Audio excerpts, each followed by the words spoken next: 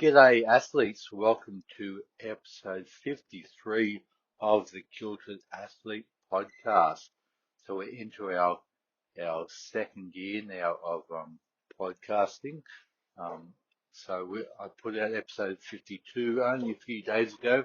We were actually re-released my very first episode. I not re-released, I actually re-recorded it. So I did a whole complete re-recording of my first episode. So if you haven't already heard that, check that one out. So episode 53, and today I'm going to talk about resilience.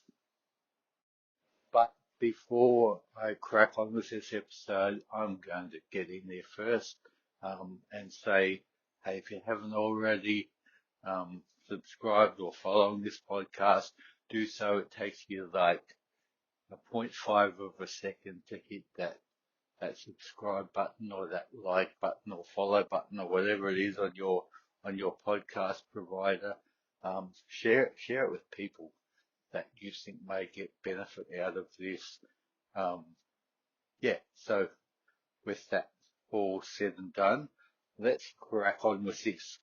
So let's talk about resilience. So firstly, I'm going to give you the dictionary definition of resilience, and then I'm going to tell you the kind of the Kiltman definition in his own words of resilience, and we're going to talk a bit about like what resilience actually is, how to kind of develop it and get make that resilience stripes. I actually struggle with say resilience multiple times. I guess it's a bit of a tongue twister there. Try saying it 10 times straight. But anyway, how to get better at resilience, how to build that kind of attribute in and just getting better at it. So here we are. I've got a dictionary in front of me, or the computer dictionary. I've got my glasses on, ready to read out the definition word for word. Um, So resilience is the capacity to withstand or recover quickly from difficulties. So, well, that's the first definition. The second definition is the ability of a substance to or object to spring back into shape. So I guess basically if you've got an object or a substance that is you're pushing out of shape and they spring back, then that can be classed as resilient.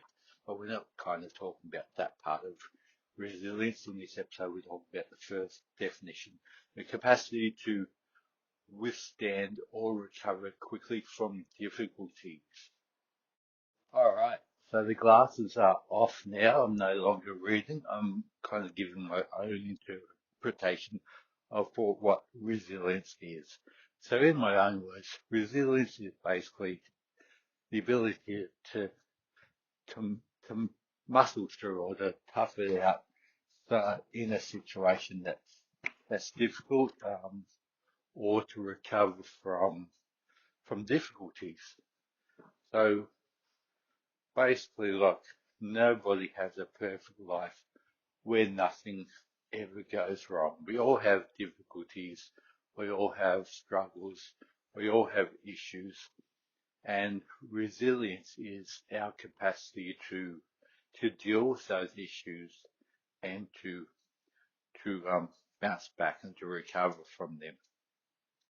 So, for example, if you suddenly lost your job, um, and you're in a lot of difficulty financially, being able to recover and bounce back from that, being able to regroup and kind of get back on the front foot again, kind of like recovering from a physical injury or something, which I'm kind of a little bit of a expert on at the moment, having had a few injuries lately, kind of having to deal with that and bounce back and get back into it. And various setbacks in life. As I said, nobody has a perfect life where nothing ever goes wrong. Um, but how we get back from it, that's what resilience is all about. Now, there's kind of two parts to resilience. There's physical resilience and there's mental resilience, and they kind of, I guess, work hand in hand. You can't really have physical resilience without mental resilience because, well, it kind of makes it a lot more difficult. Like if you don't have the mental, fortitude to get through your physical, what you're trying to achieve physically, it's going to make it a lot more difficult. So, um, that the mental resilience is key to, you know, the physical side of things. So, if you're struggling with the physical, maybe check out the mental resilience and see, like, if you can build on that, because then the physical stuff kind of, um, falls into place, or doesn't fall into place, but, um, kind of goes hand in hand with the psychological, the mental side of things. So I've kind of, mentioned a lot about resilience in previous episodes, but haven't done a complete episode about the topic. It's key to, I guess, most of my episodes that touch on anything concerning mindset. Um, but yeah, this I haven't until now done a complete episode just on resilience. There's like endless number of sayings out there about resilience. Um, when the going gets tough, the tough get going. Um, Fall down 5 times, get up six. Um, all those kinds of things. They all talk about resilience, the ability to get back up when you fall down, to be able to keep going, um, when things get tough, when you experience, failures or setbacks, the ability to keep going and, yeah, get back on your feet again. And look, at in my line of work as a personal trainer, um, I see various levels of this. I see, people that don't have a lot of resilience, when things start to get a little bit tough, they give up. And then I see the other end of the scale where people just push through, despite, you know, things get really tough, and despite, probably every part of their body being sore and exhausted, and telling them that they should be finishing, and they just keep muscling through it, um, using sheer willpower. So I do see, both ends of the scale here. I see varying levels of resilience. And look, it's not something that's kind of like, I don't think you're born with resilience. It's kind of a learned a learned ability, a learned, don't know if it's skill, but like a learned thing. It's built kind of like a muscle. It's not a muscle, you can't physically hold resilience in your hand and say, look, this is how big my resilience is, but kind of can train it in a similar way to, to to training a muscle, in that, like, to train a muscle, to make a muscle bigger, you're applying, um, some some some stress. You're actually deliberately applying stress to the muscle, so that the muscle becomes bigger and stronger. So you can kind of train resilience in a similar sort of way. So you can deliberately apply stress and toughness and hardship, so that to help build this resilience up.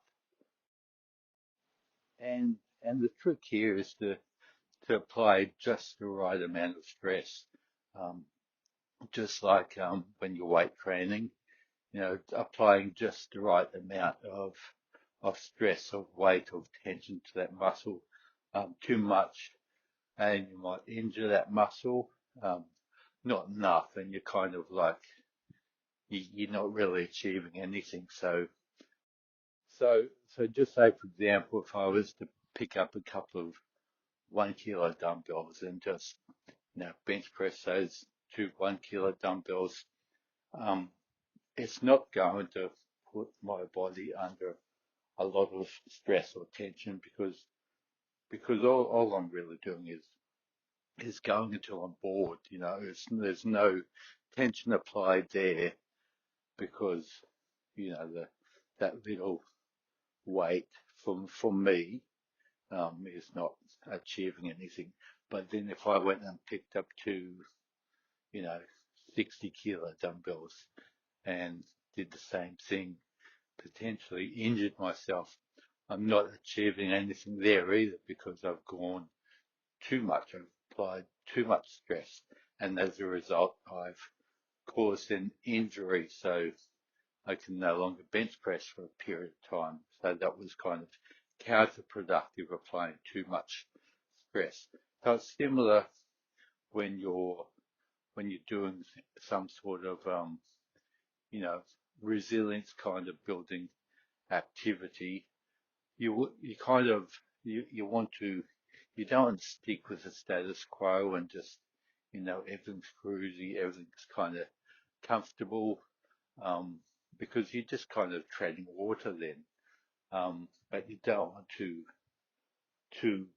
do something that's ridiculously overbearingly stressful that you can't cope with because you're probably going to overwhelm yourself and not be able to complete the task, and then that's kind of going to set you back too. So you kind of want to find something in between. You want to throw yourself into these challenges without without the challenge being so overbearing that you can't complete it. So so there's a thing that's used quite a bit in when talking about these types of things. It's called the stress curve. So if you imagine like a line graph, down the bottom side um, you've got productivity, and in the upper side you've got stress. Now the curve will look like to be very flat at the start, then it'll start going up and up and up, and then it'll come back down again pretty quick. And the way that works is, as I described, if you have no stress in your life, there's no stress, no challenges, um, nothing, no difficulty at all, then you don't become very productive. You're kind of flatlining with productivity. You're kind of like treading water and just existing. But then if something goes wrong, then your ability to deal with that is probably almost non-existent. So yeah, if there's no stress in your life, um, people talk about stress like it's a bad thing, but we actually need stress to exist, to be productive. And if there's no stress in your life, you're just treading water. Nothing ever happens. So the more stress, if you look at the stress curve, the stress levels go up, as does the productivity, until a certain point where it peaks. And then after that, it kind of drops off really quick because it kind of becomes too much stress and it becomes counterproductive. So, say for example, you're working 3 jobs, to earn a lot of money. There might be a certain point where if you're not working any jobs, not making any money, you get the more work you do, money goes up, money goes up, money goes up. Quality of life goes up. All those kinds of things until a certain point where it becomes too much and you become overworked, and then bad things happen. So um, um, you start getting not enough sleep. Your physical, health and fitness suffer because you're not getting enough sleep. You overwork, not getting enough rest, probably not eating properly. So that peak of well-being because you've got enough work, um, it's reached its peak, and then over that, you might be trying to work 3 jobs or something. It's getting too much. Your family life suffers, your health suffers. Um, so yeah, that downhill happens very quickly. So yes, stress is a good thing to a certain point. No stress is not good. Too much stress is not good. So so getting back to resilience, if you talk about like people that don't have any stresses in their life, don't have any worries, um, that don't have any financial problems, don't have any kind of worries in their life.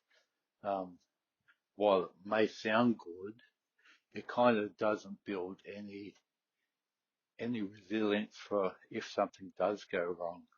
So, if you've never had to worry about anything financially, and then suddenly that rug gets pulled from under you, you haven't really had that resilience built up to be able to deal with financial pressures.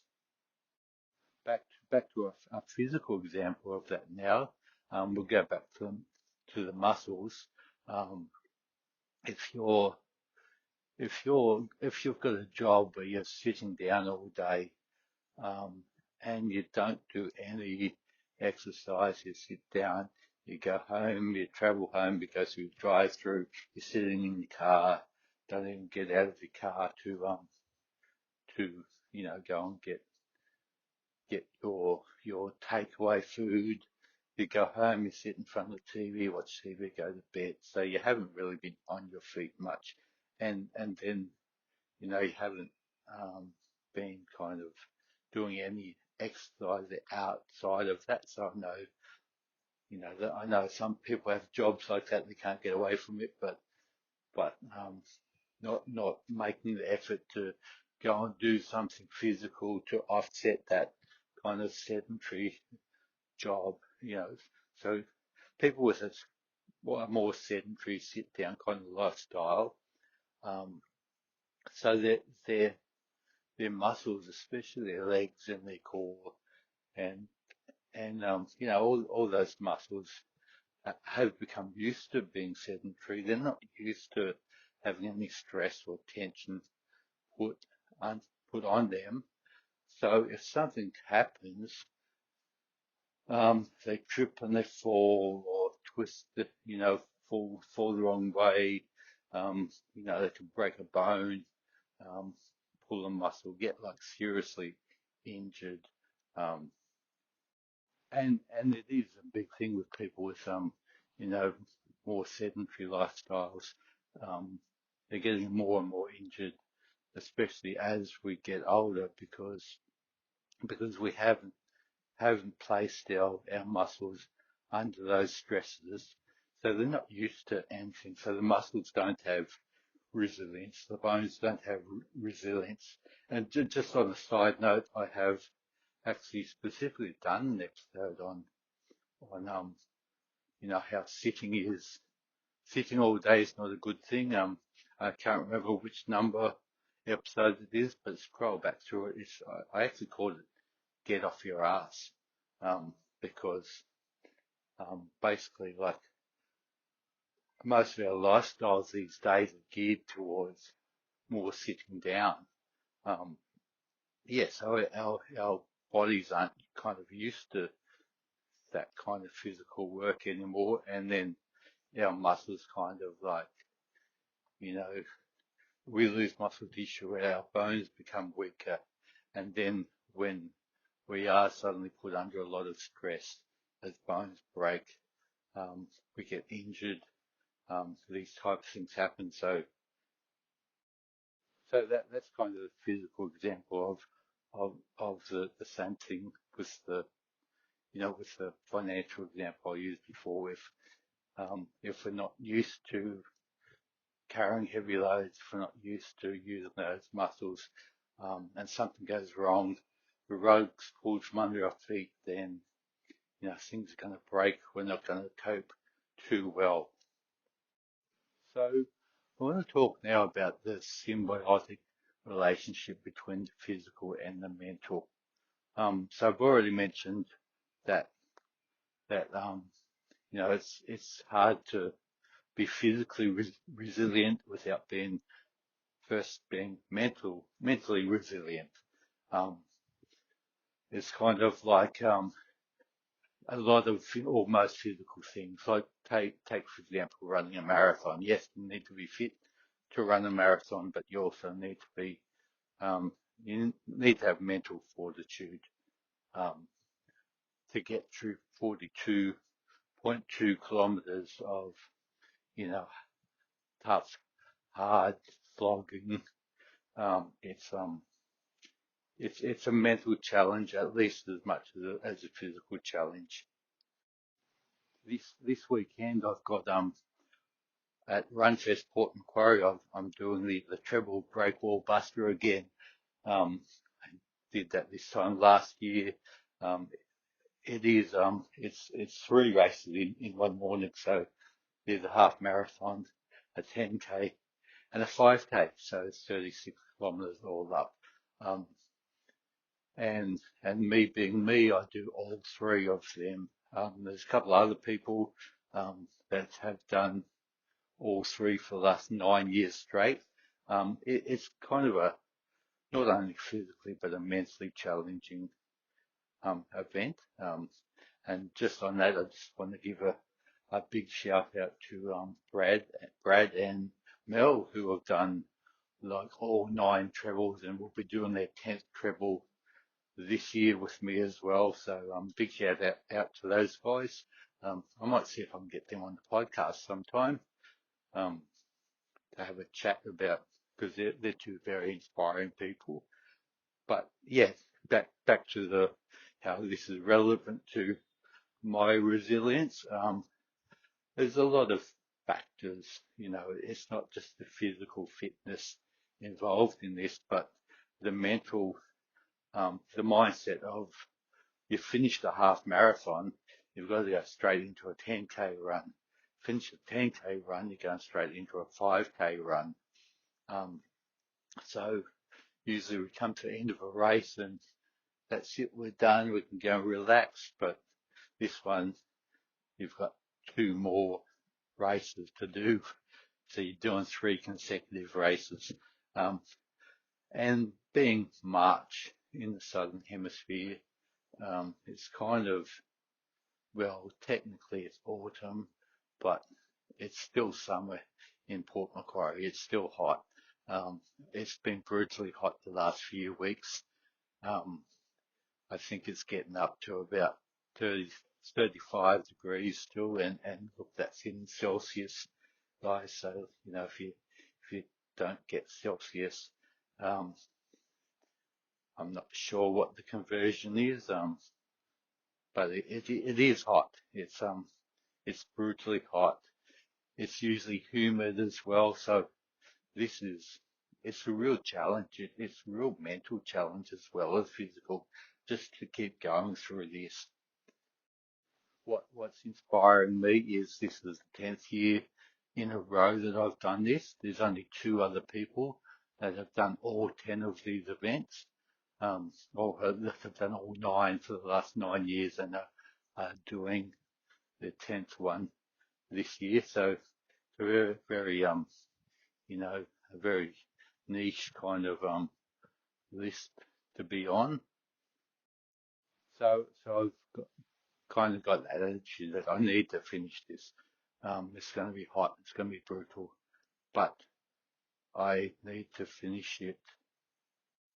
So anyway, that's a bit of a personal example of where the mindset, where the mental resilience um, is required for that physical resilience. Where when I'm trying to push through this thing on Sunday and it's brutally hot and humid and um, yeah, all my muscles are screaming at me to just give up, and I'm just pushing through. So that's where an example where mental resilience is essential.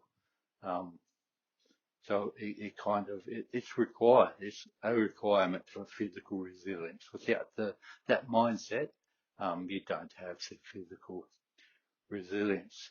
Um, on the flip side, a good way of training for your mindset, for your mental resilience, is through physical things, through pushing through things like marathons and things that are like physically difficult, but you're pushing through with it, like setting yourself that mindset so that you're pushing through it.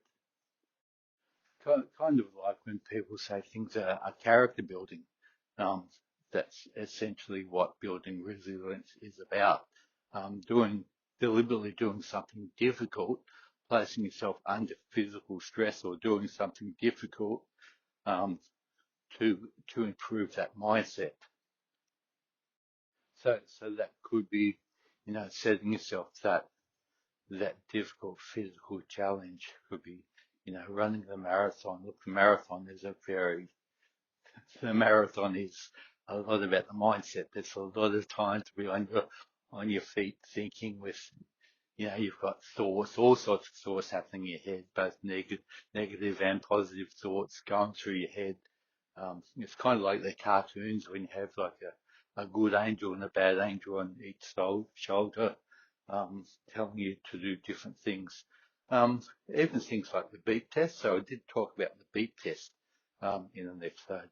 Did an episode specifically about mastering the beep test because a lot of people I coach need to pass the beep test to for various reasons. It might be to join the police force or join the defence force or something. So I do coach a lot of people to pass the beep test. And the beep test is not just a physical challenge; it's a mental challenge as well, which is why one of the reasons why it's used as a entry fitness test for different organisations. Um, not just because of the physical side of things, but because of that mindset side of things. Um, there's a point where the beep test becomes difficult, generally around between level 4 and level 6. That's when heart rate starts going up. So there, yeah, once that heart rate starts going up, your body starts saying, "Hey, I need to stop doing this. I'm under stress." Um, so the ability to push through that point and keep going is a good indicator of resilience. So when I run through a beep test with someone, I can usually tell by the way they finish the beep test, kind of where their mindset is. Um, if they're, if things start getting a little bit tough and they're giving up, um, their resilience levels are, lower than ideal. Whereas if they're pushing through till they've physically absolutely got nothing more left in the tank, then they've got a pretty high level of resilience. So putting yourself under physically demanding situations is a good way of building that resilience. Is a good way of building that mindset. Um, taking things to the wire. Um, going back to running examples, like things like negative splits, where each kilometre or each lap is faster than the last one. So it kind of like it's not just physically demanding, but also mentally demanding to keep going stronger. Just having that mindset of finishing strong. Doing all the tough things, like doing tough things, um, not only builds a tough body, but builds a tough mindset as well. I've often talked about leg day and how people skip leg day. I've done another episode specifically about that as well, called "Don't Be a Leg Day Sook." So go and check that one out. But yeah, skipping leg day because it's tough. Um, Instead of throwing yourself into leg day and doing all the tough things. So yes, physically do all the tough things. There is a symbiotic relationship between the mental and physical. Um, you really need the mental resilience to build physical resilience, um, but also doing tough things physically helps to build that mental that mental resilience as well. So going beyond the physical as well. So talking about, as I mentioned, doing tough things physically helps to build that mental resilience, but also like doing tough things in general, putting yourself in tough situations, throwing yourself into the deep end, stepping up to do challenging things. You might be at work and there might be a challenging thing that needs to be done. So putting your hand up to do that task, um, where, you're out of your comfort zone, but you're going to build your skills, build your confidence, build your resilience. Just throwing yourself into things like this helps to build that resilience. On the side note, I'm actually finding it a bit difficult to say the word resilient um, quickly. So I guess that's showing a bit of resilience for me to keep saying resilient. Um, but anyway, back to the topic at hand. Yeah, so just throwing yourself into the deep end with things at work, with things like, anything in life that needs to be done, but it's going to be tough. It's going to be a bit of a challenge. Um, Instead of sitting back and saying, well, I can't really do that. I'm, I'm not going to, I'm going to let someone more qualified or more skilled deal with that. Just jumping into it and having a crack yourself. And you know what, you might have a few setbacks. You might fail a couple of times. You might, have a few moments where you think, why am I doing this? But, you know, continuing on with that instead of giving up is what's also going to build that resilience. So finally, I'll talk about that not giving up mentality. So to keep going, whether it's a physical thing, whether it's a work challenge, whether it's whatever you've started, um, not giving up is the key to building resilience, because resilience is also being about being able to bounce back, being able to continue when things get tough. So to get better at this, you need to practice it. So whether it's the big test, not giving up when things start to get tough, because if you give up at that tough point every time, it might be like level 4, your heart rate spiked. So you get used to giving up whenever things get a little bit difficult. Um, that's not going to do anything for building resilience, because the more you give up at that point, the more you're going to want to give up at that point. Um, it could be a new position of work, a new challenge of work that you've stuck your hand up for, but the first the first failure, the first difficulty, the first challenge, you kind of throw your hands up in the air and say, no, this is too tough. I don't want to do this anymore. Or you can continue to, right, there's been a bit of a setback here, but I'm going to reset, maybe come up with a different plan, and just push through and keep going. So the key to not giving up is to not give up. It's kind of like a cycle thing. To not give up, to become resilient. Resilient means, pushing through despite difficulty, so essentially not giving up. But the key to not giving up is not giving up. So so don't kind of set that precedent. Now keep pushing through, because if you give up every time something becomes difficult, then you're just going to continue to give up every time something gets difficult. You need to break that cycle, so break that give up cycle. Um, and yeah, then that will help you to push further, help it with that mindset to like keep going. Um, and if it's a physical thing, if you've got to level 4 one time, but then you push yourself a little bit further the next time, get level 5, you've overcome that give up at level 4 mindset. So you fix the mindset part of things, and then the physical side of things will come along with it. So yeah, anyway, that's my thoughts on resilience. I hope you all got something out of this episode. Like I said, please, if you haven't already followed this podcast, please, please follow it. Um, I like seeing my stats go up. It gives me a good feeling. Um, and if you know of anyone that would be interested in this podcast, feel free to share, or please share with them. Um, yeah, so that's it, guys. Thank you again for listening.